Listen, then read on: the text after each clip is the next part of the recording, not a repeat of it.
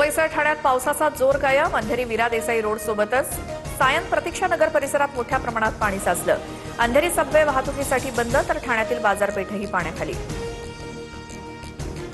रायगड आणि पुण्याला आज पावसाचा रेड अलर्ट, तर मुंबईसह काही जिल्ह्यांना पावसाचा ऑरेंज अलर्ट. राज्यात पुढील 5 दिवस चांगला पाऊस पडणार, हवामान विभागाचा अंदाज. मीरा भाईंदरमध्ये नारळाचं झाड कोसळून जखमी झालेल्या व्यक्तीचा मृत्यू. 2 दिवसांपूर्वी मुसळधार पावसात नारळाचं झाड दुचाकीवरती कोसळल्यामुळे राहुल पाटील जखमी झाले होते. रुग्णालयात उपचारादरम्यान मृत्यू. मुसळधार पावसानं कोकणातील नद्यांना पूर. रायगडच्या अंबा नदीनं इशारा पातळी ओलांडली, तर रत्नागिरीची काजळी नदी ओव्हरफ्लो. नदीकाठच्या गावांना सतर्कतेचा इशारा. कोकणात आज पावसाचा ऑरेंज अलर्ट. कोल्हापुरातील धरण क्षेत्रात जोरदार पाऊस. जिल्ह्यातील 3 बंधारे पाण्याखाली. पंचगंगा नदीच्या पाणी पातळीत वाढ. मुंबई अहमदाबाद मार्गावरील खड्ड्यांमुळे 14 ते 16 वाहनं पंक्चर. संबंधित वाहनं एकमेकांवरती आदळल्याची माहिती समोर. महामार्गाच्या दुरवस्थेमुळे नागरिकांना प्रचंड त्रास. मुंबई गोवा महामार्गावर पाणी साचलं. नागोठणेजवळ रस्ता जलमय. पाण्यातून वाट काढताना वाहन चालकांची तारांबळ. मुंबईतील पावसाचा विधानसभेला फटका. लक्षवेधीला उत्तर द्यायला मंत्री उपस्थित नाहीत.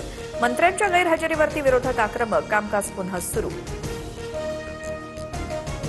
उद्धव ठाकरेंची दुपारी 12:30 वाजता पत्रकार परिषद. राम मंदिर दान चोरी प्रकरणी राज्यव्यापी रामरक्षा आंदोलनाची घोषणा करणार.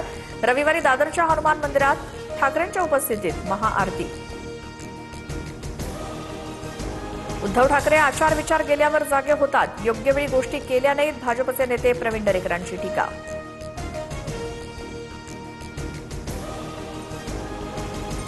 मुंबईच्या साकेनाक्यात 15 फूट खोल मॅनहोलमध्ये पडून एका व्यक्तीचा मृत्यू. सहाय्यक आयुक्तांसह 4 अधिकारी निलंबित.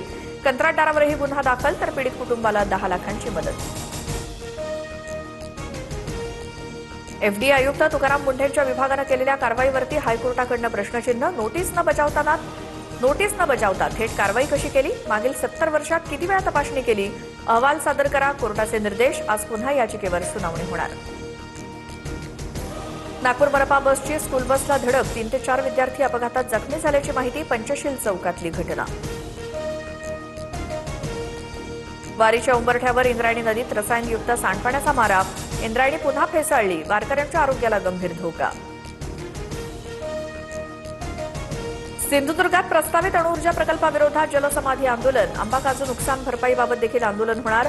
स्वाभिमानी शेतकरी संघटनेचे नेते राजू शेट्टींसह विनायक राऊत, महादेव जानकर, वैभव नाईक उपस्थित राहणार.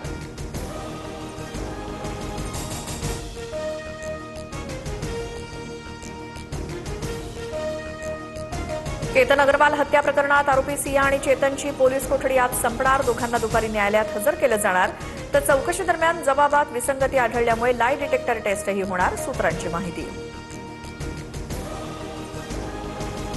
एसटी बसच्या दुरवस्थेचा एक धक्कादायक प्रकार समोर. जळगाव शहादा बसमध्ये पावसाच्या पाण्याचं प्रचंड गळती. चक्क बसच्या आतच छत्र्या उघडून प्रवास. प्रशासनाच्या कारभारावर तीव्र नाराजी व्यक्त. मुसळधार पावसानंतरही मुंबई पुण्यात पाणी टंचाईची चिंता कायम. पुण्यात 4 दिवसांचा पाणीसाठा शिल्लक. खडकवासला धरणात 3.97% टीएमसी पाणी, तर मुंबईतील 7ही धरणांमध्ये 8.12% पाणी उपलब्ध. जळगावच्या सराफा बाजारात सोनं 3,500 तर चांदी 5,000 महागली. सोन्याचे दर जीएसटीसह 1,50,895 रुपयांवर, तर चांदीची किंमत प्रतितोळा 2,45,140 रुपये. अमेरिका इस्रायलच्या हल्ल्यात मारले गेलेले इराणचे सर्वोच्च नेते अयातोल्ला खामेनींच्या अंत्यविधीला सुरुवात. शनिवारी दफनविधी. पुत्र मोस्तबा खामेनी सुरक्षेच्या कारणास्तव अंत्यविधीला उपस्थित राहणार नाहीत. सूत्रांची माहिती.